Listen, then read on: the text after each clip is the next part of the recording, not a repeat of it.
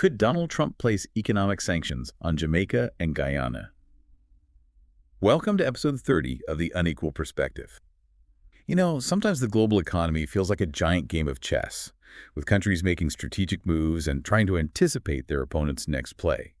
And today, we're diving into a potential matchup that could have serious implications for Jamaica and Guyana. We've got a stack of reports here highlighting some interesting developments in Caribbean economics and U.S. foreign policy.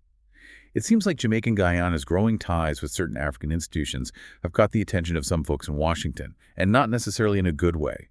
So the big question we're tackling today is, could this lead to U.S. sanctions?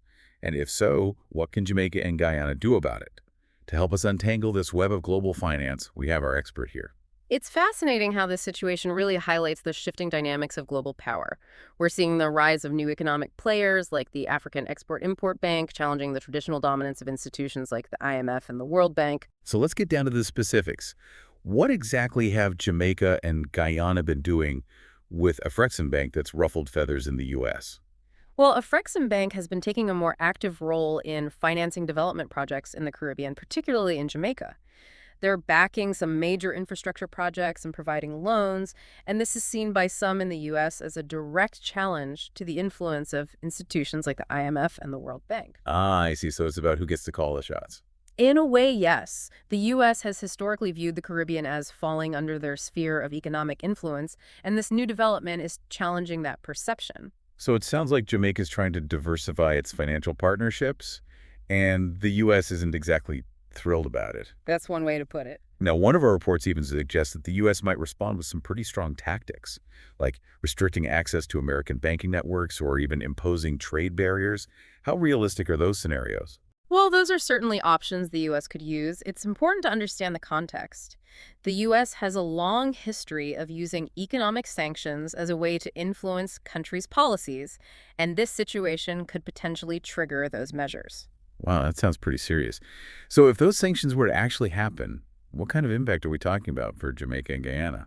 Well, if the U.S. were to restrict access to its banking networks, that would create huge problems for businesses in Jamaica and Guyana trying to do business with U.S. companies.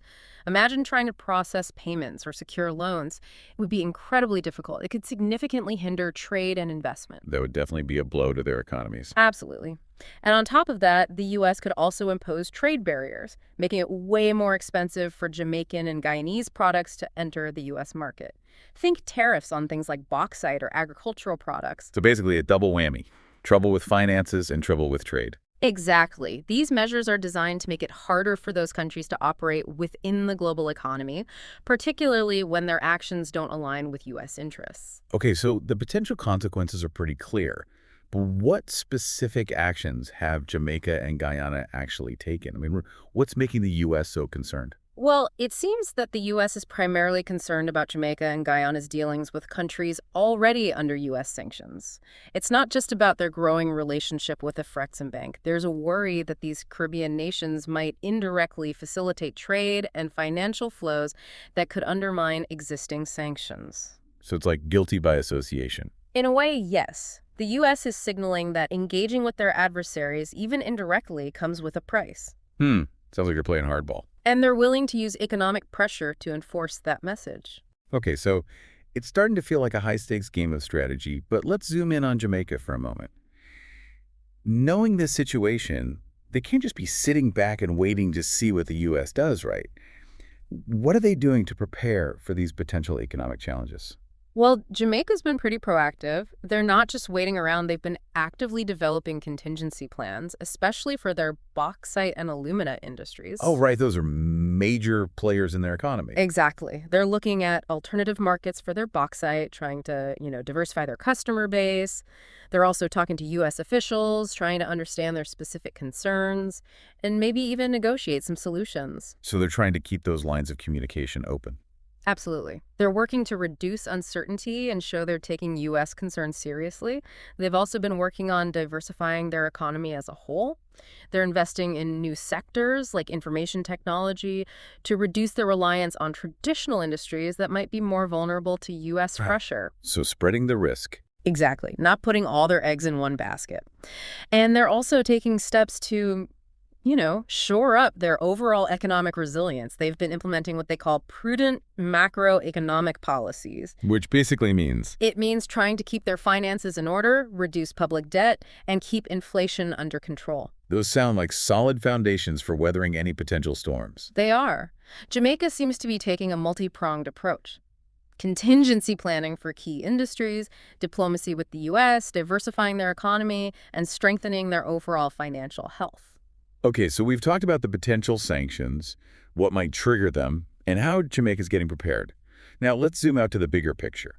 What's the geopolitical context here? What are the underlying forces at play? Well, this situation really highlights the changing dynamics of global power. The U.S. is facing increasing competition from new economic players, like China and, in this case, African institutions. So they're not used to sharing the playground.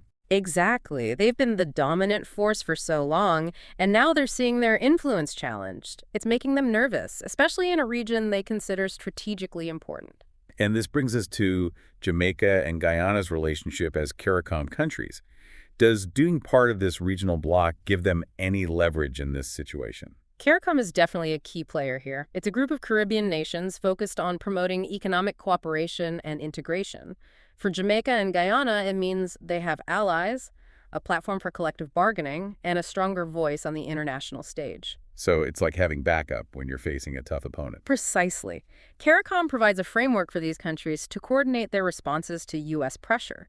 They can work together to present a united front, leverage their combined economic weight, and explore alternative partnerships. That's a pretty valuable asset.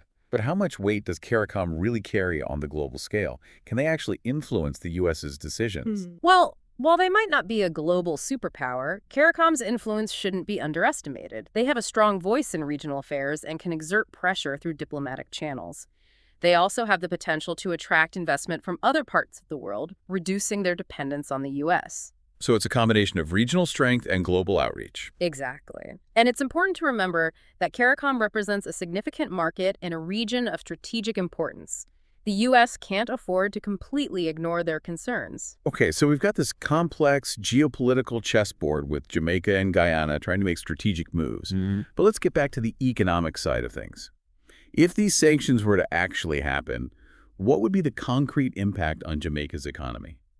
Let's start with tourism, which is, a huge part of Jamaica's economy. If U.S. sanctions make it difficult for Americans to travel there or do business with Jamaican companies, it could be devastating. We could see a sharp decline in tourist arrivals, leading to less revenue for hotels, restaurants, tour operators, and all the businesses that support the tourism sector. So job losses, businesses shutting down, a ripple effect throughout the economy. Exactly. And it's not just the direct impact on tourism. There are indirect consequences, too. Think about the farmers who supply food to hotels, the taxi drivers who transport tourists, the artisans who sell souvenirs. The whole ecosystem would be affected. That paints a pretty bleak picture. Yeah. But what about Jamaica's other industries? Would they be affected as well? Well, Jamaica is also a major exporter of goods to the U.S. Things like agricultural products like coffee, sugar, bananas, and minerals like bauxite. If the U.S. were to impose trade barriers, those exports would become more expensive and less competitive. This would hurt Jamaican businesses, potentially leading to reduced production, layoffs, and a decline in export revenue. So it's a double whammy. Tourism and exports both take a hit. Precisely. And it's important to remember that this could also discourage foreign investment. If investors see Jamaica as a risky bet because of these tensions with the U.S., they might take their money elsewhere. This would further hamper economic growth. Okay, so the potential economic fallout is pretty clear, but what about Guyana? How would they be affected by these potential sanctions? Guyana's situation is a bit different. Their economy is heavily reliant on natural resources, particularly gold and bauxite. While they do trade with the U.S., their exposure to potential U.S. sanctions might not be as big as Jamaica's, especially in the tourism sector. So their risks are more concentrated in specific industries. Exactly. However, a key concern for Guyana is their bauxite industry. A significant portion of it is owned by Rusal, a Russian company that's already under U.S. sanctions. If those sanctions were expanded or tightened, it could severely disrupt Guyana's bauxite exports, which would have a huge impact on their economy. So while the scope of impact might differ between Jamaica and Guyana, the potential consequences are still pretty serious. Absolutely. Both countries are facing a delicate balancing act. They're trying to pursue economic opportunities that make sense for them while also navigating the complexities of global politics and the potential for economic retaliation. Okay, so we've laid out the potential risks, but now let's talk about solutions. What can Jamaica and Guyana actually do to prevent these sanctions from happening? Well, there are a few different approaches they could take, each with its own set of challenges and potential benefits. Let's break those down. What's the first option on the table? One strategy would be to try to appease the U.S. by making some concessions. This could involve demonstrating a willingness to comply with some of their concerns, perhaps by adjusting their financial dealings with sanctioned countries, or by reaffirming their commitment to U.S. security interests in the region. So kind of like extending an olive branch and trying to find some common ground. Exactly. It's about showing that they're willing to cooperate and address some of the U.S.'s anxieties. This approach could potentially de-escalate the situation and avoid the imposition of sanctions. But wouldn't that make them seem weak or subservient? That's the risk. It's a delicate balancing act. They need to be careful not to appear as if they're bowing to pressure or compromising their own sovereignty. So they need to find a way to appease the U.S. without appearing weak. What other options do they have? Another strategy would be to focus on strengthening their economic ties with other countries and regions. This diversification could reduce their dependence on the U.S. market and make them less vulnerable to potential sanctions. So not putting all your eggs in one basket. Exactly. By expanding their trading partners and seeking investment from other sources, they could create a more resilient economic base. That sounds like a smart long-term strategy. But wouldn't that take time and effort to build those new relationships? It definitely would. It's not a quick fix, but it's a worthwhile investment in the long run. It could pay off big time in terms of economic stability and independence. Okay, so we've got appeasement and diversification as potential strategies. Are there any other options? While they could also try to rally international support for their position. This could involve engaging with organizations like the United Nations or the World Trade Organization to raise awareness about their situation and get support for their right to pursue independent economic policies. So appealing to a higher authority. In a way, yes, it's about leveraging the power of international institutions and global public opinion to put pressure on the U.S. to reconsider its stance. But wouldn't that risk further antagonizing the U.S.? It's a calculated risk. It depends on how it's done.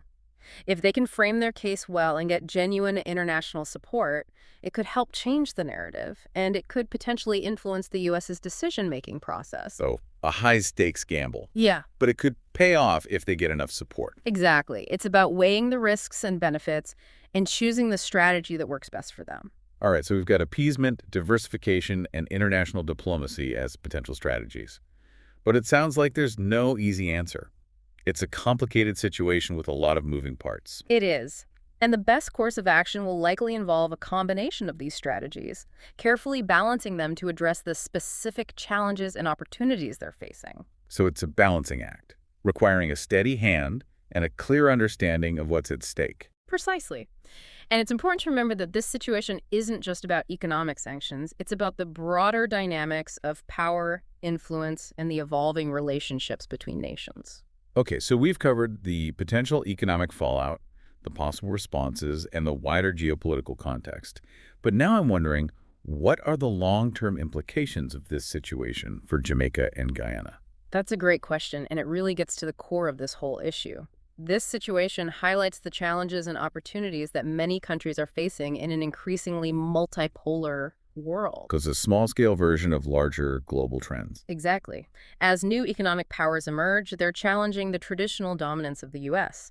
This is creating a more complex and unpredictable global landscape where countries like Jamaica and Guyana have to navigate a web of competing interests. So it's a sign of things to come. It could be.